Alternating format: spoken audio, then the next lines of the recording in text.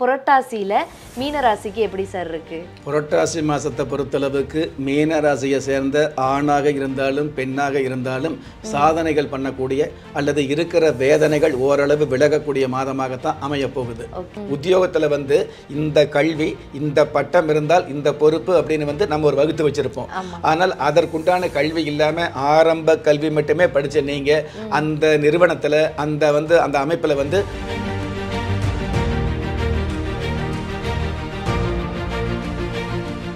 ராஜயோகம் டிவி நேயர்கள் அனைவருக்கும் வணக்கம். நான் உங்கள் அபிநயா. நம்ம ராஜயோகம் டிவியில் ஒவ்வொரு நாளும் புதிய புதிய ஆன்மீக தகவல்களை தெரிஞ்சுட்டு வரோம். அந்த வகையில் வழக்கம் போல நிகழ்ச்சியில் யார் இணைந்திருக்கா அப்படின்னு பார்த்தீங்கன்னா நம்ம ராஜயோகம் டிவி புகழ் ராஜயோகம் டாக்டர் கே ராம் சார் அவர்கள் தான். வணக்கம் சார். வணக்கம் சார். இப்போ கடைசி ராசி சார் மீனம். ஸோ மீனம்க்கு நேரம் இப்போ இந்த டைமில் சரியில்லை அப்படின்னு சொல்லி நிறைய பேர் வருத்தப்பட்டுட்டு இருந்தாலும் உங்களோட ஒரு வீடியோவுமே கொஞ்சம் மன ஆறுதலாக இருக்குது அப்படின்ற மாதிரி தான் நிறைய பேர் ஷேர் பண்ணிகிட்டு இருக்காங்க. ஸோ இந்த மாதத்தில் புரட்டாசியில் மீன ராசிக்கு எப்படி சார் இருக்குது? புரட்டாசி மாதத்தை பொறுத்தளவுக்கு மீன ராசியை சேர்ந்த ஆணாக இருந்தாலும் பெண்ணாக இருந்தாலும் சாதனைகள் பண்ணக்கூடிய அல்லது இருக்கிற வேதனைகள் ஓரளவு விலகக்கூடிய மாதமாகத்தான் அமைய போகுது. குறிப்பாக மீனராசியை சேர்ந்தவங்க நிறைய பேருக்கு கடந்த காலங்களில் ஞாபக மறதி இருந்துட்டு இருக்கும். அதாவது இருக்கிற 2 அலைபேசியில் ஒன்று பாக்கெட்டில் வச்சுக்கிட்டு ஒன்று காதில் பேசிகிட்டு இருப்பாங்க.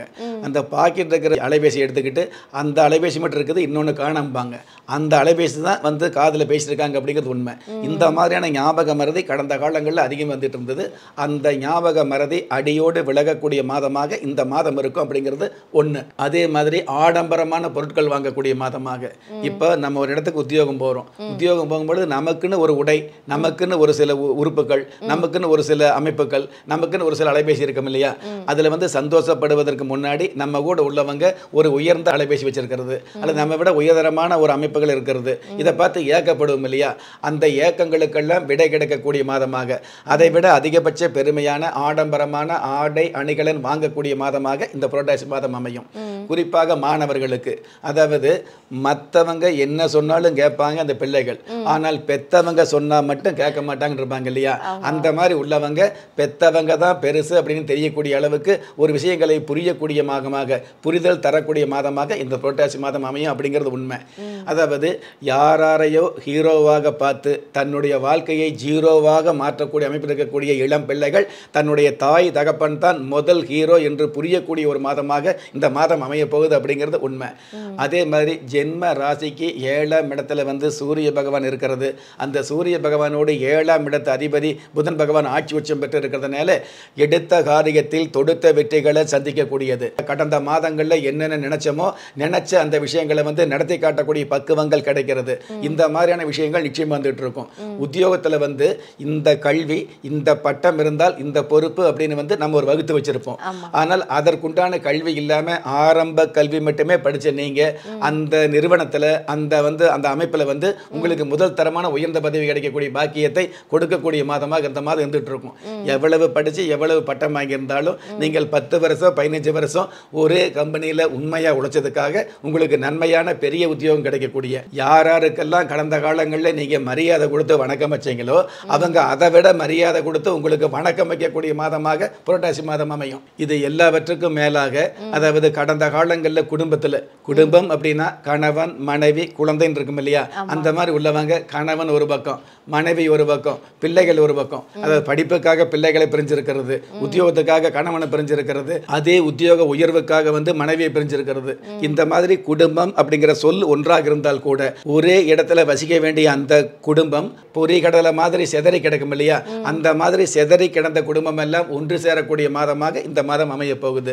எல்லாவற்றுக்கும் மேலாக கணவன் மனைவிக்குள்ள புரிதல், அன்பு, அந்யோன்யம் அப்படிங்கிற விஷயத்தை அறிந்து கொள்ளக்கூடிய மாதமாக, உலகத்தில் எவ்வளவோ விஷயம் புரியாமல் இருந்தால் கூட கணவன் மனைவி இருவர் மட்டுமே ஒருவர் புரிந்தாங்கன்னு வைங்களே, இந்த உலகத்தில் மிகப்பெரிய ஒரு சாதனை செய்ய முடியுங்கிற விஷயத்தை புரிந்து கொள்ளக்கூடிய மாதமாகவும் இந்த மாதம் அமையும். சரி, இப்போ பார்த்தோம் அப்படின்னா நீங்கள் பேசிகிட்டு இருக்கப்ப சொன்னீங்க பெற்றோர்களை ஹீரோவாக நினைக்கக்கூடிய தருணங்கள்லாம் நடக்கும் அப்படின்னு. அப்போ அந்த குழந்தைகள் ஏதோ ஒரு பிரச்சனைக்குள்ளே போகிறாங்க அப்படின்றது தானே சார் அர்த்தம்.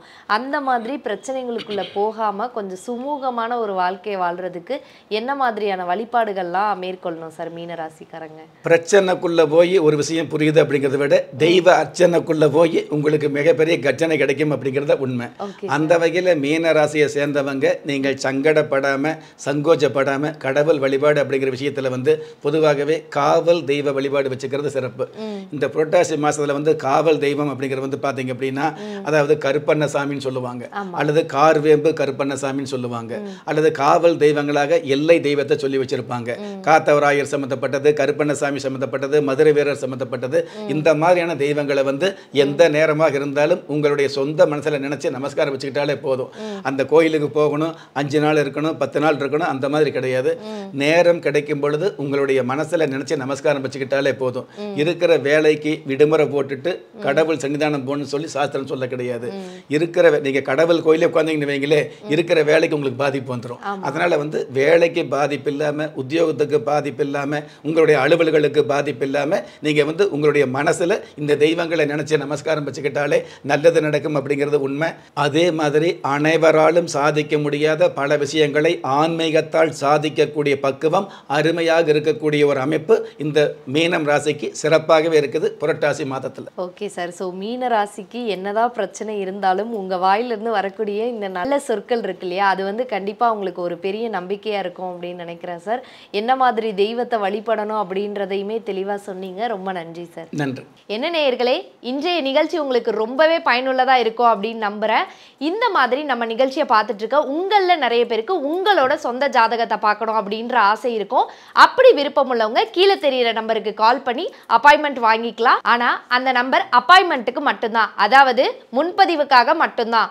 நம்ம ராஜயோகம் டிவியில புத்தம் புதிய ஆன்மீக தகவல், மாத பலன், ராசி பலன்லாம் ஒளிபரப்பாயிட்டு இருக்கு. அது மட்டும் இல்லைங்க, ஒவ்வொரு நாளுமே உங்களுக்கான அதிர்ஷ்ட எண், உங்களுக்கான அதிர்ஷ்ட நிறம், உங்களுக்கான அதிர்ஷ்ட எழுத்துக்கள், இது எல்லாத்துக்கும் மேல ஒவ்வொரு நாளுமே நீங்கள் வழிபட வேண்டிய தெய்வம், இது மாதிரியான நீங்கள் தெரிந்து கொள்ள வேண்டிய அல்லது கடைபிடிக்க வேண்டிய விஷயங்களை உடனுக்குடனே தெரிஞ்சுக்கணும்னு நினைச்சீங்கன்னா நம்ம ராஜயோகம் டிவியை லைக் பண்ணுங்க, ஷேர் பண்ணுங்க, சப்ஸ்கிரைப் பண்ணுங்க, மறக்காம அந்த பெல் ஐக்கானையும் கிளிக் பண்ணிக்கோங்க. நன்றி. திறமை இருந்தும் வறுமையில் வாடுகிறீர்களா? விதியை நொந்து விரக்தியில் இருக்கிறீர்களா? முயற்சிகள் செய்தும் முன்னேற்றம் கிடைக்கவில்லையா? களஸ்திரம் அமையாமல் கவலைப்படுகிறீர்களா? தாய்மையடையாமல் தவித்து நிற்கிறீர்களா? நவரத்தினம் போட்டும் நன்மைகள் கிடைக்கவில்லையா? பெயர் மாற்றம் செய்தும் பிரயோஜனம் இல்லையா? எந்திரத்தை நம்பி மந்திரத்தை சொல்லியும் மாற்றம் கிடைக்கவில்லையா? எண்கணிதத்தை நம்பி எழுத்தை மாற்றியும் ஏற்றம் கிடைக்கவில்லையா? வாஸ்துவை நம்பி வாசலை மாற்றியும் வளம் காணவில்லையா? ஹோமத்தை வளர்த்து யாகத்தை செய்தும் யோகத்தை காணவில்லையா? திரும்பிய பக்கமெல்லாம் திண்டாட்டங்களையே சந்தித்த உங்களை யார் கைவிட்டாலும் ஆன்மீகம் கைவிடாது. ஆம், அண்ட நிழலுமில்லை, ஆதரிக்க யாரும் இல்லாதவர்களை குலதெய்வம் கைவிடுவதில்லை. கிள்ளிக் கிடைக்கக்கூடிய யோகங்களை அள்ளிக் கொடுக்கக்கூடிய ஆன்மீக அற்புதம் குலதெய்வ விருட்சம். திக்கற்ற யாவரும் ஒப்பற்ற பயன்பெற வாங்கி பயனடைவீர். குலதெய்வ விருட்சம். குலதெய்வ விருட்சம் குடும்பமே சுபிட்சம்.